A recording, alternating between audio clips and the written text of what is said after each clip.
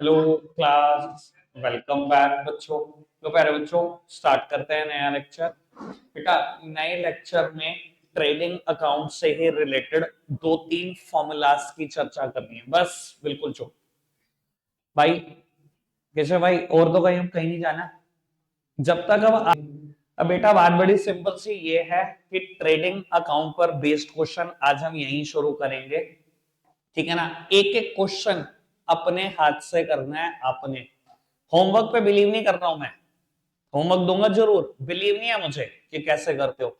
यहाँ एक एक क्वेश्चन मेरे सामने करना है अपने हाथ से, दोनों चैप्टर का। ठीक है जी? चलो जी। बेटा, सबसे पहले ट्रेडिंग अकाउंट पे थोड़ा सा डिस्कशन याद करा देता हूं जिनको याद नहीं आ रही बातें। बेटा, हम बनाते थे ट्रेडिंग और प्रॉफिट एंड लॉस अकाउंट, सब सामने देखेंगे बेटा। थोड़ा स्पीड से करेंगे डिस्कशन। हम बनाते थे बेटा ट्रेडिंग और प्रॉफिट एंड लॉस अकाउंट, एक स्टेटमेंट लिखते थे ब्रैकेट में। क्या लिखते थे भव्य भाई? Very good. बेटा, फॉर द पीरियड, जो भी फाइनेंशियल ईयर गिवन हो उस फाइनेंशियल ईयर की बात लिखते हैं। मुझे प्रोबेबली उम्मीद है 2023-24 ही आपको फाइनेंशियल ईयर दिया जाएगा, तो मैं 23-24 की ही बात कर रहा हूं।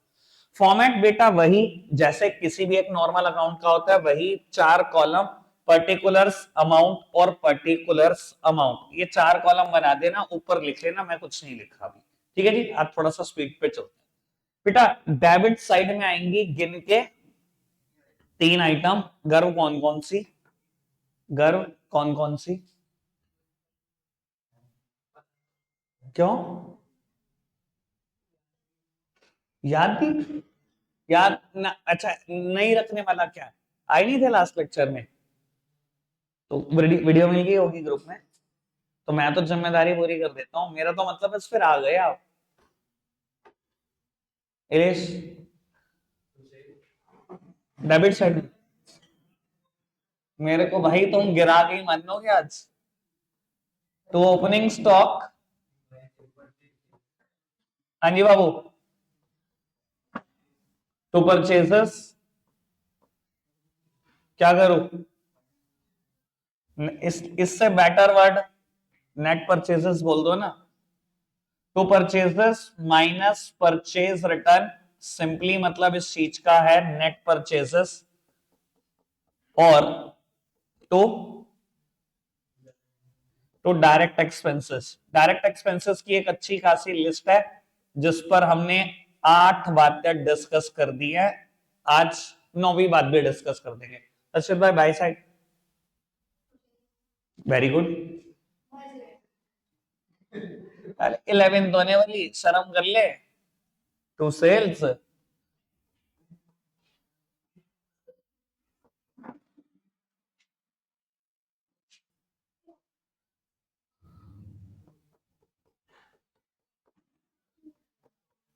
और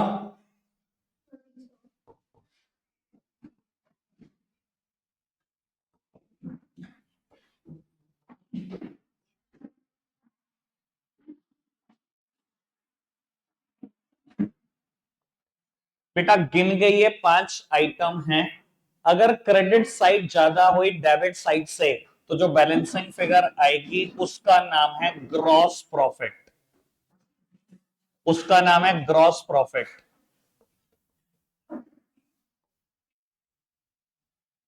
और अगर डेबिट साइड ज्यादा होती बेटा क्रेडिट साइड से, यहां बैलेंसिंग फिगर आती, नाम लिखता by gross loss transfer to profit and loss. ठीक है जी? बेटा, डायरेक्ट एक्सपेंसेस पे मेरी चर्चा थी, पहले मैं उस चर्चा को पूरा कर दूं। डायरेक्ट एक्सपेंसेस में ना बेटा हम बात कर चुके थे 9 आइटम्स की, जिसमें हमने एक बात करी। एक काम करते हैं यार, पीयूष भाई कोई 5 बताओ। Dock charges, custom duty, factory lightning, petrol diesel coal, octroi. तो हमने डायरेक्ट एक्सपेंसेस में 8 की लिस्ट बना ली थी, जिसमें हमने फैक्ट्री रेंट, फैक्ट्री लाइटनिंग की बात करी, कोल गैस पेट्रोल डीजल की बात करी, वेजेस की बात करी, वेजेस एंड सैलरी की बात करी, ऑक्ट्रॉय की बात करी, कैरेज और फ्रेट की बात करी। और कैरेज और फ्रेट के साथ इनवर्ड दिया हो बहुत अच्छा, परचेज दिया हो बहुत अच्छा, नहीं दिया हो तब भी बेटा कैरेज और फ्रेट अगर कभी कुछ नहीं देता तो हम मानते हैं पहले परचेज के लिए खर्च होती है। और इसके अलावा हमने इंपोर्ट ड्यूटी या कस्टम ड्यूटी और डॉक चार्जेस 8 आइटम टोटल कर ली थी। आज 9th आइटम की तरफ बढ़ रहे हैं। 9th आइटम क्या कहती है बेटा, अगर पेपर में डायरेक्टली गिवन हो तो बहुत बहुत अच्छा, स्टोर्स कंज्यूम्ड। अगर डायरेक्टली गिवन हो तो इससे अच्छी तो बात ही नहीं हो सकती। नहीं गिवन हो बेटा तो तीन चीजों का यूज करके आपको निकालना पड़ेगा। Opening stock of stores, opening stock of stores plus purchases of stores और minus closing stock of stores.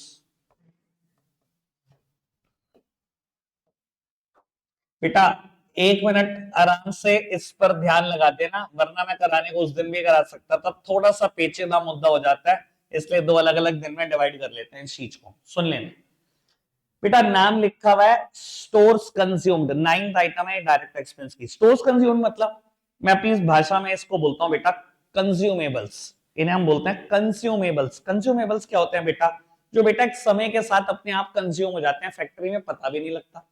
जैसे कि ग्रीसिंग, ऑयलिंग। अब भैया हम सब एक मशीनरी का यूज करते हैं, टू व्हीलर का, ठीक है जी। जब भी सर्विस होने जाता है, रिपेयर के लिए जाता है, 3 महीने बाद, 6 महीने के बाद हम चैन के ऊपर एक चैन स्प्रे करवा के आते हैं या ऑयलिंग करा कर आते हैं। सर ये ऑयल कहां जाता है, over a period of time consume हो जाता है, ठीक है जी, पता भी नहीं लगता, कंज्यूम होकर साइड हो जाता है। इसे ही बोलते हैं कंज्यूमेबल्स या इसे बोलते हैं स्टोर्स कंज्यूम। अब बेटा ये सोच के चलो, एक फैक्ट्री में कितनी सारी मशीन चल रही हैं। बेटा सामने देखो बस, अब बिल्कुल सामने, केशव भाई मेरा टारगेट रह जाएगा, बैच एक्सटेंड हो जाएगा बेफालतू में। बेटा स्टोर्स कंज्यूम की मैं बात कर रहा हूं। अगर डायरेक्टली पेपर दे दे स्टोर्स कंज्यूम तो बहुत अच्छी बात, नहीं देगा तो एक स्पेशल तरीका है जिससे आपको ये कैलकुलेट करना होगा।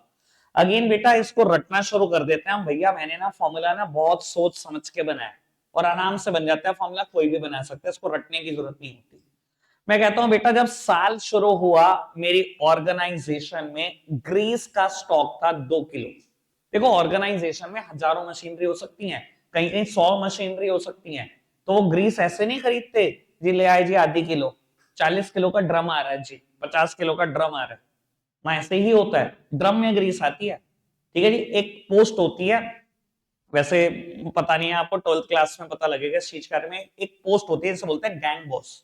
गैंग बॉस का काम होता है ऑर्गेनाइजेशन में अगर फंक्शन 10 बजे शुरू होगा ना और 9 बजे आता है, 8 बजे आता है, डेली हर मशीन को ऑयलिंग करता है, ग्रीस देता है, हर मशीन को रेडी करता है फॉर ऑपरेशन डेली बेसिस पे, ठीक है जी। और over a period of time ये ग्रीस ये ऑयल कहां जाता है पता ही नहीं लगता, कंज्यूमर के साइड, ठीक है ना, इन्हें बोलते हैं कंज्यूमेबल। अब बेटा जब साल शुरू हुआ तो ऑर्गेनाइजेशन में 2 किलो ग्रीस का स्टॉक था, ठीक है जी। साल भर में हमने एक ड्रम और बाय कर लिया 40 किलो का, यानी कि कितना ग्रीस का स्टॉक होना चाहिए, 42 किलो, ठीक है जी। और आखिरी दिन पता लगता है जी बस 5 ही किलो ग्रीस बची। क्लोजिंग स्टॉक क्या होता है, आखिरी दिन का स्टॉक। आखिरी दिन पता लगा जी 5 ही किलो बची। भाई मेरी कैलकुलेशन तो कह रही थी 42 किलो होना चाहिए, 2 किलो शुरू में पड़ा था, 40 किलो का ड्रम खरीदा था, आखिरी में 5 ही किलो बची। तो कोई पूछे मेरे से 38 किलो कहां गई, बेटा 38 किलो कंज्यूम हो गई ऑर्गेनाइजेशन के अंदर, और क्या होगा। अब बताओ आपके सामने, मैंने तो रेडी करा अकाउंट्स को, कहां गई 38 किलो, 5 किलो बची ना, आखिरी दिन होनी चाहिए थी 42 किलो, सॉरी 37 किलो। 37 किलो कहां गई बेटा, कंज्यूम ही हो गई ऑर्गेनाइजेशन में, ठीक है ना जी।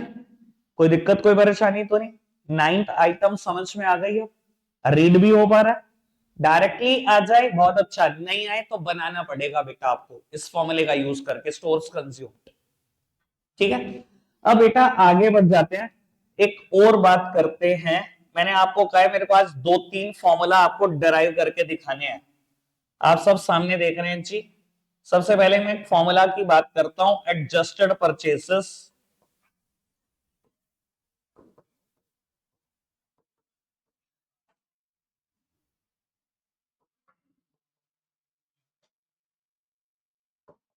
लो पुत्र। बेटा अगर कभी क्वेश्चन दे दे एडजस्टेड परचेसेस, तो एडजस्टेड परचेसेस का मतलब होता है तीन बातों से, opening stock plus net purchases minus closing stock. आराम से सुनना, यहां पर बेटा हम कुछ बात करेंगे टेक्निकल। बाबू ये जो ट्रेडिंग और पीएनएल अकाउंट है, left hand side debit side है, right hand side credit side है, ठीक है बेटा। अगर कोई आइटम क्रेडिट है तो उसको क्रेडिट में रिकॉर्ड करेंगे, डेबिट है डेबिट में रिकॉर्ड करेंगे। लेकिन कई बार फॉर बेटर प्रेजेंटेशन, अगर कोई आइटम डेबिट है और मैं क्रेडिट साइड रिकॉर्ड करना चाहता हूं क्योंकि उससे प्रेजेंटेशन अच्छी होगी, तो मैं उसको कर तो सकता हूं क्रेडिट साइड रिकॉर्ड, बट बेटा माइनस में। और कोई आइटम क्रेडिट है, मैं डेबिट साइड रिकॉर्ड करना चाहता हूं फॉर बेटर बेटर प्रेजेंटेशन, कर सकता हूं लेकिन माइनस में। देखो आपकी सोच सिर्फ अभी दो चीजों पे होनी चाहिए, focus on the term purchase return, focus on the term sales return. भाई सेल्स, दुनिया की सारी सेल्स क्रेडिट होती हैं, तो सेल रिटर्न क्या होती है, डेबिट। बट बेटा कहां रिकॉर्ड कर रखा है मैंने, क्रेडिट साइड में। बट बेटा क्रेडिट साइड में अगर रिकॉर्ड कर रखा है तो ये भी समझो माइनस में कर रखा है। सेम वे दुनिया की सारी परचेजेस डेबिट होती है, अगर परचेजेस डेबिट होती हैं तो परचेज रिटर्न क्या होती है, क्रेडिट होती है। मैंने कहां रिकॉर्ड कर रखा है परचेज रिटर्न को, डेबिट में, लेकिन बेटा माइनस में। अभी पहले दो चीजों पे चर्चा समझ में आई, ये दोनों बातें समझ में आई। अब सुनना बेटा, वैसे तो क्लोजिंग स्टॉक हम हमेशा क्रेडिट साइड रिप्रेजेंट करते हैं, दिख रहा है। अगर मैं चाहूं इसको डेबिट साइड प्रेजेंट करना है तो कर सकता हूं, कर लो। वैसे इससे कोई प्रेजेंटेशन अच्छी नहीं होगी, पर कर लो, अगर करना चाहते हो कर सकते हो। लेकिन करोगे तो बेटा माइनस में करना पड़ेगा, minus closing stock, minus closing stock ऐसे रिप्रेजेंट हो सकता है, ठीक, या अंदर ही लिख लो फिर, माइनस में होगा प्रेजेंट। चलो मान लो मैंने माइनस में ही कर दिया प्रेजेंटेशन, सुनना काम की बात है, मैं काम की बात बोलने जा रहा हूं बेटा।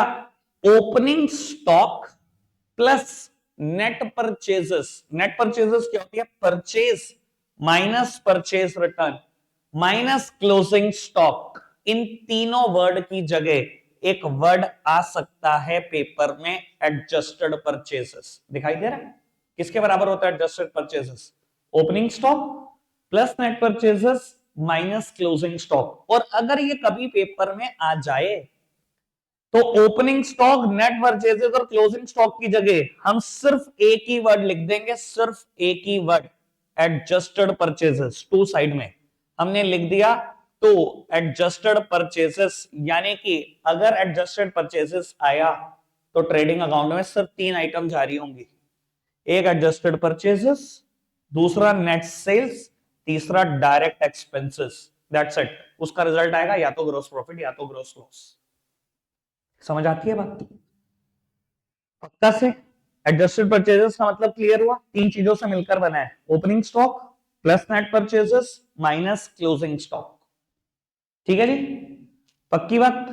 अब एक और चीज का डिस्कशन कर रहे हैं, मैंने कहा है दो तीन फॉर्मूला है बेटा, एक और टर्म आती है, नाम है कॉक्स। ठीक है जी, शॉर्टकट में बोलते हैं कॉक्स, मतलब है कॉस्ट ऑफ गुड्स सोल्ड। किसके बराबर है, आप इन दोनों में डिफरेंशिएट करना बेटा।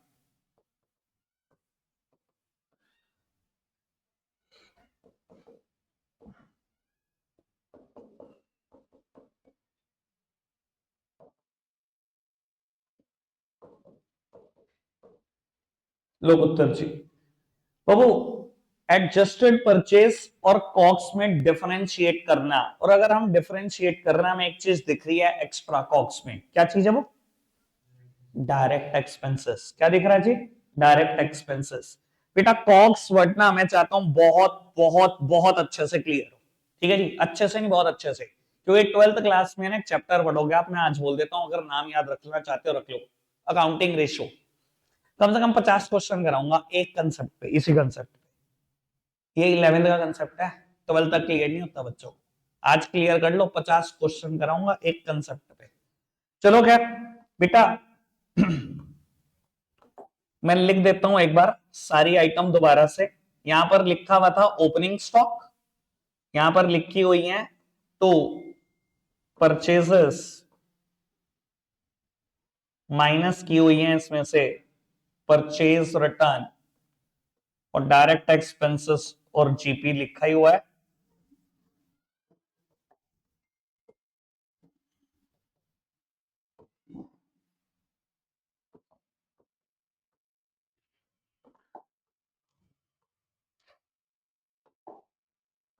चलो जी, एक काम कर रहे हैं अब हम, मैं ना सबकी एक फिगर एज्यूम करा रहा हूं आप सबसे, ठीक है? ये क्वेश्चन करेंगे छोटा सा टाइम कॉक्स को समझाने के लिए।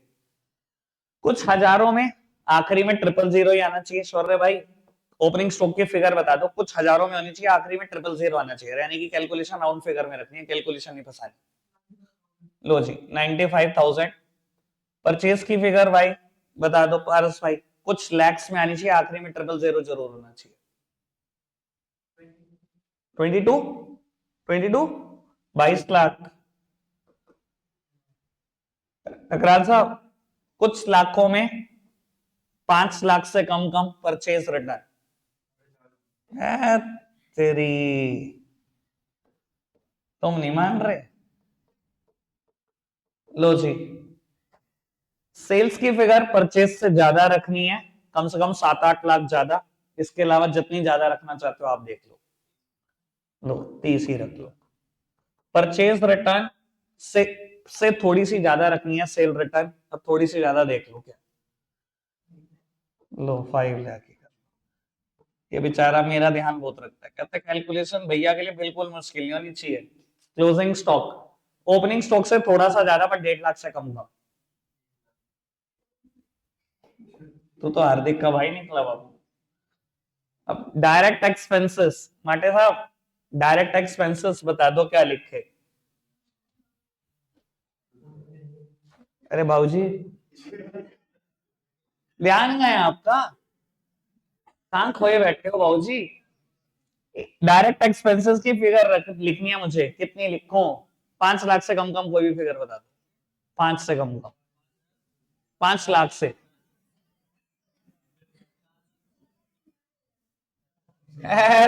तेरी, अब तो मैंने लिख दी, अगली बार करेंगे 499।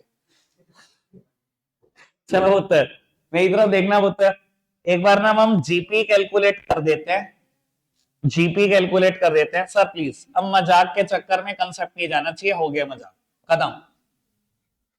बाबू highest total should be placed on the both side, सामने देखो जी बस।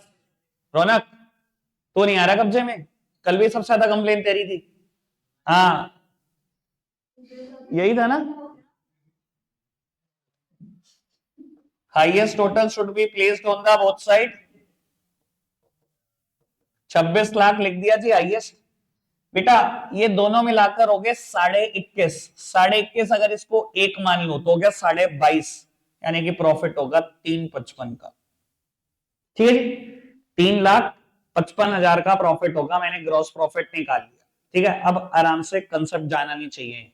ठीक है जी, सुनो बेटा, कॉक्स निकालते हैं, एक बार फिर समझाता हूं कॉक्स होता क्या है। बेटा हमने ना ओपनिंग स्टॉक की फिगर 95,000 ली, नेट परचेजेस हमारी 17.5 लाख रुपए आई, डायरेक्ट एक्सपेंसेस हमारे 4 लाख रुपए आए, और क्लोजिंग स्टॉक शायद 1 लाख रुपए का था। क्लोजिंग स्टॉक 1 लाख रुपए का था, तो 17.5 और 4 21.5, 21.5 बस 5,000 रुपए कम करने हैं, यानी कि 21,45,000। ठीक है जी, 21,45,000 सामने देखना पुत्र। अब मैं मतलब बताने चाह रहा हूं सर, वैसे तो अगर मैं इसकी फुल फॉर्म बोलूं तो कॉस्ट ऑफ गुड्स सोल्ड। अब मैं मतलब समझा रहा हूं, यानी कि वो गुड्स जो आपने बेच दिया उसकी कीमत आपको क्या पड़ी हुई थी, कॉस्ट ऑफ गुड्स सोल्ड। यार बात बड़ी सिंपल सी है, मैं अपनी दुकान पे ना चेयर बेचता हूं 500 रुपए की, इसकी कीमत मुझे 500 ही पड़ी होती है। 500 की चीज 500 में बेचते हो, व्यापार थोड़ी कर रहे हो, फिर व्यापार थोड़ी कर रहे हो। व्यापार तो वो है ना, कम की खरीदूंगा ज्यादा की बेचूंगा। तो भैया मैं वो कीमत निकालने जा रहा हूं जिस कीमत का सामान मुझे पड़ा हुआ था। कॉस्ट ऑफ गुड्स सोल्ड, जो सामान मैंने बेच दिया उसकी कीमत मुझे क्या पड़ी हुई थी। ठीक है जी, सुनना, जब साल शुरू हुआ तो मेरी दुकान पे 95,000 का सामान था। इसे उठा भाई, इधर आ जाओ भाऊजी। जब साल शुरू हुआ तो मेरी दुकान पे 95,000 रुपए का सामान था। सुनते जाना जी काम की बात, इसके मार दो, सारी नींद उड़ा दूंगा मैं। साल शुरू हुआ जब 95,000 का सामान था, मैंने साल भर में 17.5 लाख का सामान खरीदा और इस 17.5 लाख का सामान खरीदने में मेरे 4 लाख रुपए खर्च हो गए। यानी कि कुल मिलाकर बोलूं तो मैंने 21.5 लाख का सामान खरीदा। 95,000 का सामान पड़ा था दुकान पे 1 तारीख को, 1 अप्रैल को। मैंने 21,50,000 का सामान और खरीद लिया, लगभग 22,45,000 का सामान हो गया। 22,45,000 का सामान हो गया। आखिरी दिन कितना बचा? 1 लाख का। यानी कि मैंने 21,45,000 रुपए का सामान बेच दिया। रीड भी करना आना चाहिए, रटना नहीं है। तुम्हारे सामने मैंने पूरी रीड करके दिखाया कि कैसे ये कॉस्ट ऑफ गुड्स सोल्ड है। वो बात अलग है, मैं एक बात और बोलूंगा, लेकिन पहले इसको एक बार दोबारा बोल देता हूं, जो समझना चाहते हैं एक बार दोबारा सुन ले। बेटा जब साल शुरू हुआ तो दुकान पे 1 तारीख को 95,000 रुपए का सामान पड़ा था। ऐसा होता ही है बेटा, ऐसा तो नहीं होता ना 1 अप्रैल को सब कुछ बिक चुका है। 31 मार्च को रात को 12 बजे आपके पास ग्राहक आया, उसने कहा जी चिप्स खाने का खत्म, मैंने कहा जी चॉकलेट खत्म, बन खत्म, ब्रेड, पता नहीं तेरे को 31 मार्च है सब खत्म। कुछ नहीं होता 31 मार्च को, सब खाली हो जाता है, ऐसा थोड़ी होता है। होगा ना 31 मार्च को रात को बचा भी होगा, अगले दिन सुबह भी बचेगा। तो बेटा अगले दिन सुबह जब नया फाइनेंशियल शुरू हुआ तो दुकान पे 95,000 रुपए का सामान था। साल भर में हमने 17.5 लाख का सामान खरीदा और ये सामान खरीदने के ही खर्चे, परचेस के ही खर्चे, डायरेक्ट एक्सपेंसेस, तो हमने 4 लाख रुपए खर्चे भी इस सामान को मंगाने के लिए। यानी कि मोटी मोटी बात करूं तो 21.5 लाख का सामान खरीदा। 95 का पहले बढ़ा था, 21.5 का और खरीद लिया। 22,45,000 का सामान होना चाहिए, पर आखिरी दिन कितने का बचा? 1 लाख। यानी कि 21,45,000 का सामान मैंने बेच दिया, जिसकी कीमत मुझे 21,45 पड़ी हुई थी। ये तो कीमत है। वो बात अलग है कि मैंने बेचा 25 लाख का, मुझे तो कीमत 21,45 पड़ी थी। 21,45,000 वाला सामान मैंने 25 का बेच दिया। और अगर समझदार हो, इसको निकालने का कोई एक तरीका नहीं हो सकता, 2-3 फॉर्मूला से ही निकाला जा सकता है। सुनना काम की बात, अगर क्लोजिंग स्टॉक को, सुन लो प्लीज, अगर क्लोजिंग स्टॉक को मुझे डेबिट साइड लिखना हो, लिख सकता हूं। कैसे? माइनस में लिखना पड़ेगा। ठीक है जी, चलो एक काम करते हैं, इस क्लोजिंग स्टॉक को, 1 लाख रुपए के क्लोजिंग स्टॉक को मैं माइनस में लिख देता हूं। माइनस क्लोजिंग स्टॉक 1 लाख रुपए। अब आपकी नॉलेज के लिए बता देता हूं, ये 4 आइटम कॉक्सी हैं। Opening stock plus net purchases plus direct expenses minus closing stock, 1 2 3 4, ये क्या है? कॉक्सी तो है। और अगर इतना समझ गए हो तो अगर जीपी को इधर लिखना हो तो माइनस में तो लिख सकता हूं, और अगर जीपी इधर आके माइनस में आ जाएगा तो नेट सेल्स माइनस जीपी इन चारों चीजों के बराबर ही तो होगा, यानी कि कॉक्स के बराबर ही तो होगा। और कोई डाउट रह ही ना जाए, कोई डाउट रह ही ना जाए तो ये भी डिस्कस कर लेते हैं। बाबू मैंने भी बताया नेट सेल्स माइनस जीपी भी कॉक्स ही होता है। मेरे एग्जांपल में नेट सेल्स 25 लाख रुपए की है, जीपी 3,55,000 का आया था, कैलकुलेट करोगे तो 21,45 ही आएगा। ठीक है जी, ये सिंपल मैथमेटिक्स सिखाई मैंने आपको। ठीक है ना जी, मैंने आपके सामने फॉर्मूला डराइव किया, कोई रटने वाली बात ही नहीं है, आपके सामने बनाया, रीडिंग सिखा दी। ठीक है ना जी, जीपी इधर जाएगा माइनस में तो जाएगा, और नेट सेल्स में से जीपी माइनस कर दूंगा। सिंपल मैथ्स है, दो इक्वेशन बैलेंस्ड है, एक दूसरे के बराबर ही तो है।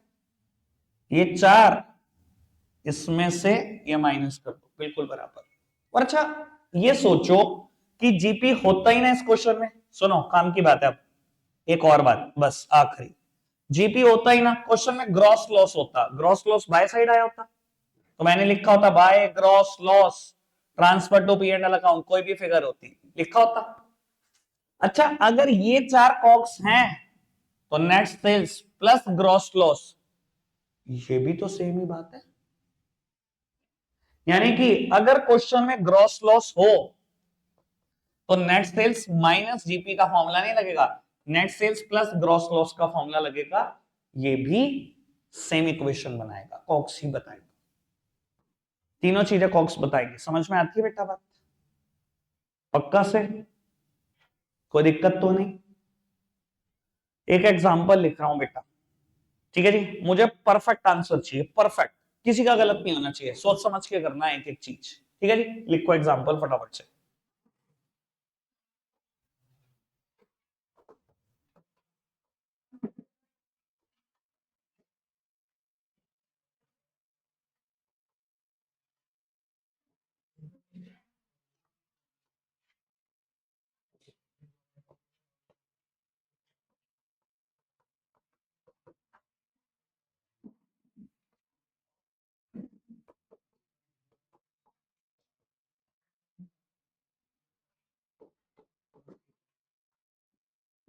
बाबू एग्जांपल नोट करना।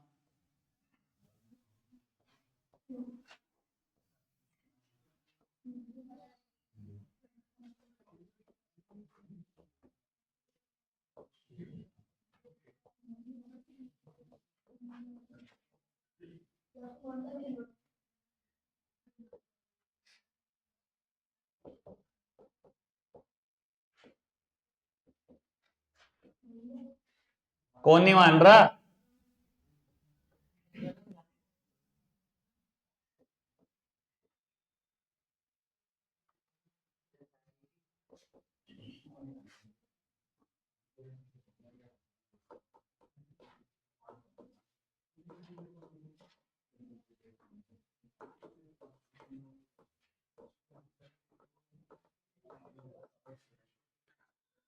आप सबका क्वेश्चन ठीक चाहिए, मुझे ध्यान रखना। हाँ जी,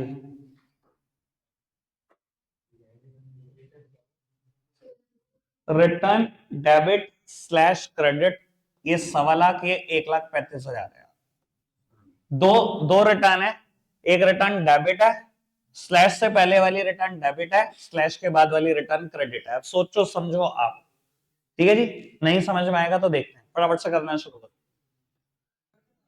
लोग उत्तर सामने देखेंगे भाई, बहुत बहुत टाइम दिया, अब मेरे हिसाब से तो सॉल्यूशन बहुत सिंपल था। सामने देखेंगे बेटा, जिसने भी सॉल्यूशन नहीं करा एक बार मैच कर लेना, करा? ठीक है, आओ जी मैच करो जी। सामने देख रहे हैं बेटा, छोड़ दो अवनी, छोड़ दो बेटा, 2 मिनट छोड़ दो बेटा।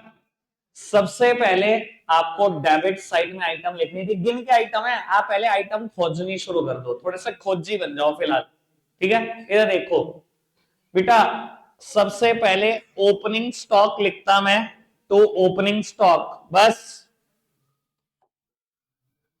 चौरे समझ नहीं आ रही क्या? सबसे पहले मैं लिखता टू ओपनिंग स्टॉक, मैंने ओपनिंग स्टॉक लिखा होता 25,000। उसके बाद मैं लिखता हूं to purchase minus purchase return, जिसको हम नेट परचेजेस बोलते हैं, ठीक है ना जी। मैंने अभी बताया भी था कि जब वो बोल रहा था कि परचेज माइनस परचेज रिटर्न, तो मैंने बोला भी सीधा नेट परचेज बोलता है ना, और क्वेश्चन है नेट परचेज ही दी हुई है, कोई रिटर्न माइनस करने की सोचना मत शुरू कर देना। उस दिन भी मैंने ये बात बोली, अगर नेट परचेज लिखा है तो परचेज में से कुछ तो माइनस हुआ होगा तभी नेटवर्ड आया, नेटवर्ड कभी भी किसी चीज के सामने ऐसे नहीं लग जाता, यानी कि इसमें से पहले रिटर्न माइनस हो चुकी है। अगर माइनस हो चुकी है, मुझे नेट परचेजेस पता है, तो सीधा लिखना टू नेट परचेजेस 8 लाख रुपए। इसके बाद टू डायरेक्ट एक्सपेंसेस, बेटा डायरेक्ट एक्सपेंसेस में कैरेज ऑन सेल मत लिख देना। मैंने डायरेक्ट एक्सपेंसेस की जो लिस्ट बनवाई हुई है उसमें लिखा हुआ है स्पेशली फ्रेट या कैरेज या कैरेज इनवर्ड या फ्रेट इनवर्ड या कैरेज ऑन परचेस या फ्रेट ऑन परचेस। सेल के खर्चे तो जाते ही नहीं, सेल के खर्चे तो P&L अकाउंट का पार्ट होते हैं, ठीक है ना जी। तो इसको कर दो बिल्कुल इग्नोर। अब फ्रेट गिवन थी, आपने फ्रेट भी लिख दी होगी 65,000 की। इसके अलावा वेजेस गिवन थी, आपने वेजेस भी लिख दी होगी। एक डायरेक्ट खर्चा 10,000 रुपए। डेबिट साइड कितनों ने ठीक कर दी, क्रेडिट में तो गलती का स्कोप भी नहीं है। भगवान से डरे आदमी, अगर इंसान ने नहीं भी देखा तो। क्यों युवराज भाई, भगवान से तो डरना चाहिए आगे वालों को तुम्हारे। हाय, लो जी, सामने देखना बेटा, बाय साइड लिखना शुरू करते हैं। बाय साइड क्या है, बाय नेट सेल्स, मतलब सेल्स माइनस सेल्स रिटर्न। अब यहां सिर्फ सेल्स गिवन थी, तो बेटा सीधा इनर कॉलम में अमाउंट मत लिख जाना, सेल्स में से माइनस कर लेना पहले सेल्स रिटर्न। अब सेल रिटर्न है कौन सी, केशव देख अब समझ बात। रिटर्न दो गिवन थी, सेल्स हमेशा क्रेडिट होती हैं, तो सेल रिटर्न हमेशा डेबिट। यानी कि वो रिटर्न जो डेबिट थी वो थी सेल्स रिटर्न, यानी कि 1,25,000 रुपए। 1,25,000 रुपए को माइनस किया, ये आ गया 925, और by closing stock 35,000। Highest total को दोनों तरफ लिख देना। देखो इस तरफ का टोटल हाईएस्ट दिखाई दे रहा होगा, नहीं नहीं सॉरी, ये 10,000 है ना, नहीं फिर तो हाईएस्ट टोटल ही 9,60,000, 9,60,000, और ये दिख रहा है 8,890, 9 लाख ही है, ठीक है जी। तो हाईएस्ट टोटल को आपने दोनों तरफ लिखा 9,60,000 को, और 60,000 रुपए बैलेंसिंग फिगर के तौर पर जीपी आ गया। कोई दिक्कत, कोई परेशानी, सिंपल। कितनों का सही है वर्ड बाय वर्ड, ईमानदारी से, बेईमानी ने साथ जानी इंसान के। 1 2 3, तूने ठीक किया, देख ले, ईमानदारी है ना। तूने क्या, कोई तो गलती होगी, गलती बता। तो समझ गया था, 1 2 3 4 5। पढ़ रहा है उज्जवल, अच्छा पढ़ ले। तूने क्या रौनक, अर्षद पढ़ ले, क्या ये, चलो जी ठीक है जी, देखते हैं। अभी ठीक किया ना हमने, वैसे सही किया सब कुछ, सही जगह पे दिखाया, वरना आपने ठीक किया। हाँ हाँ, लो जी पुत्र, आप ये क्वेश्चन खुद से करेंगे, बाद में सॉल्यूशन मैच करेंगे। ये क्वेश्चन खुद से करेंगे, इलस्ट्रेशन 1 कल कर लिया, जिन सबने तो नहीं किया, नहीं नहीं नहीं नहीं नहीं, सबने नहीं किया। इलस्ट्रेशन 1, अरे कोई नहीं, तुम एक बार दोबारा करो, सारे कर रहे हैं, सारे सारे कर रहे हैं, मैं कॉपी चेक कर रहा हूं, सारे करो दोबारा। अब ये कर ले जरा, नहीं तो दोबारा कर, मैं सुनाई तेरी बात। रखते हैं आज के लिए इतना ही है प्यारे बच्चों, बाय बाय।